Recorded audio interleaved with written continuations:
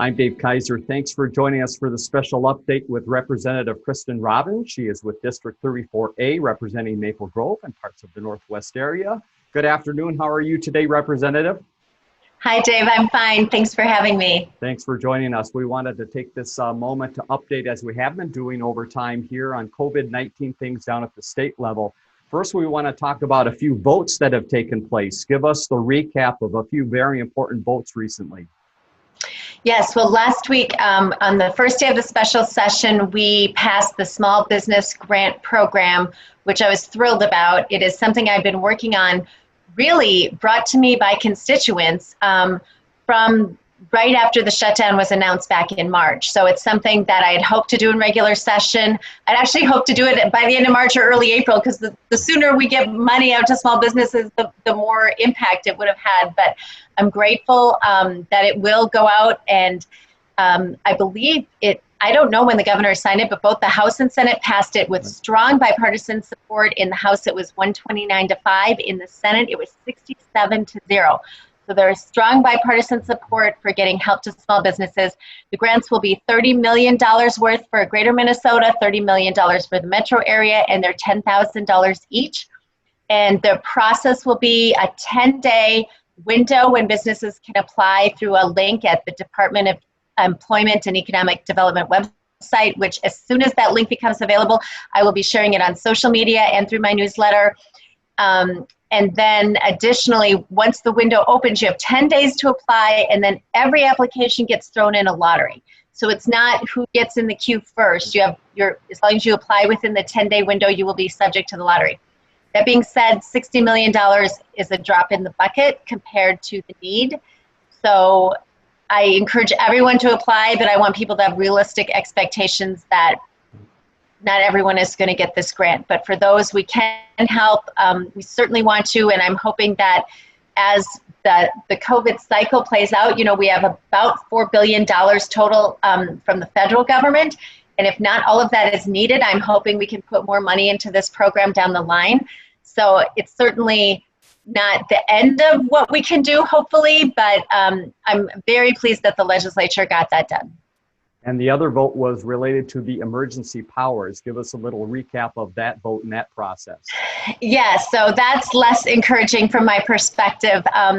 As you know, the governor issued his first declaration back in March, and now been in a state of emergency in the state for 90 days, 90 plus days now. And by statute, before when we were in session and the governor renewed it, that was all that was required. But now that we're out of session and he chooses to renew the emergency powers, he has to call us back in, and then we have the opportunity to vote to end the emergency powers.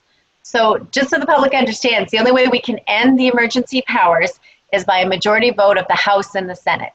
And the Senate voted to end the emergency powers with 3 DFL senators joining the Republicans in that vote. The House voted to not end the emergency powers, although we did have 2 DFL members join us in that effort to end the governor's power.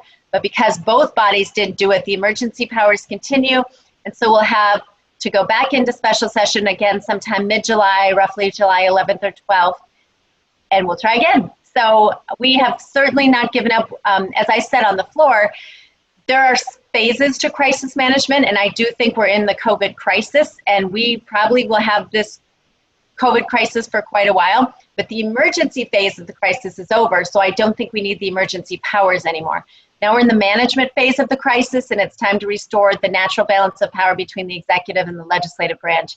And so I do support ending the emergency powers so that we can work together and have all of our voices heard in how we manage this crisis going forward. And then hopefully when we get to the recovery phase, we'll work together on what recovery looks like. So hopefully not too long from now. So more information to come on that as we head into July. You wanted to mention an update about some aid to cities, COVID funding for cities. Tell us a little bit about that process and what you've been hearing from Maple Grove and some of the surrounding cities. Yes, so this is a very important aspect of, again, the legislative body asserting our voice. So there's been a bill to provide aid to cities and counties from the federal COVID money. So it's not state dollars, it's federal COVID money.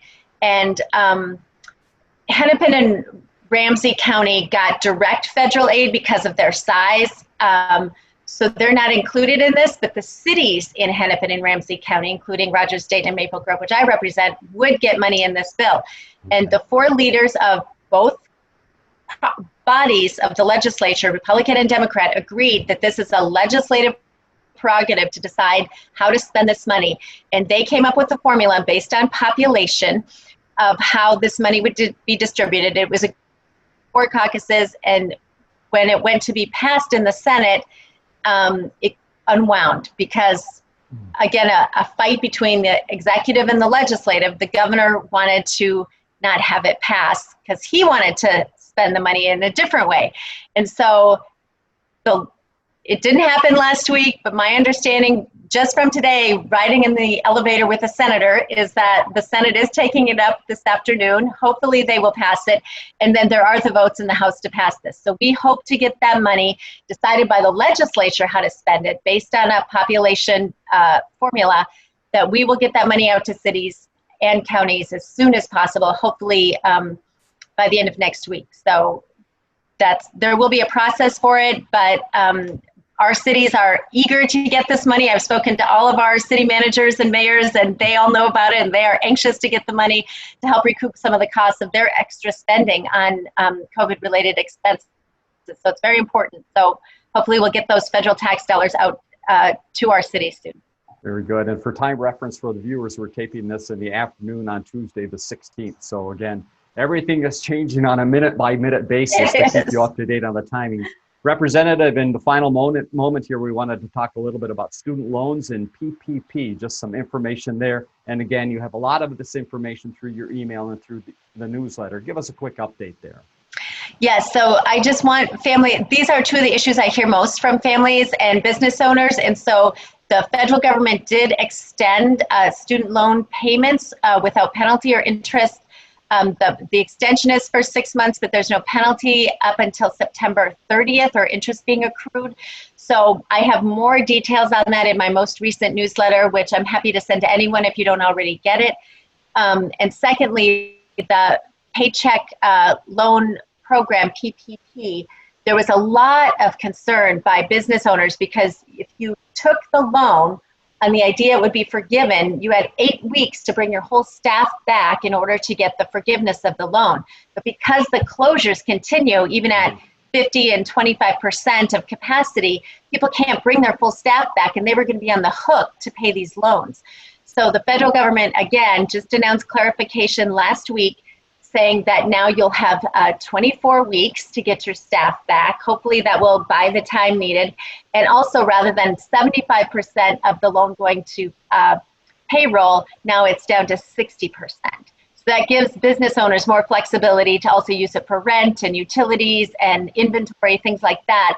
But it also acknowledges that businesses, by no fault of their own, still can't really reopen and bring their staff back. So they're trying to provide that flexibility. And I know it's been very stressful for business owners who took the money thinking it would be forgiven, and now to be close to that 8-week mark.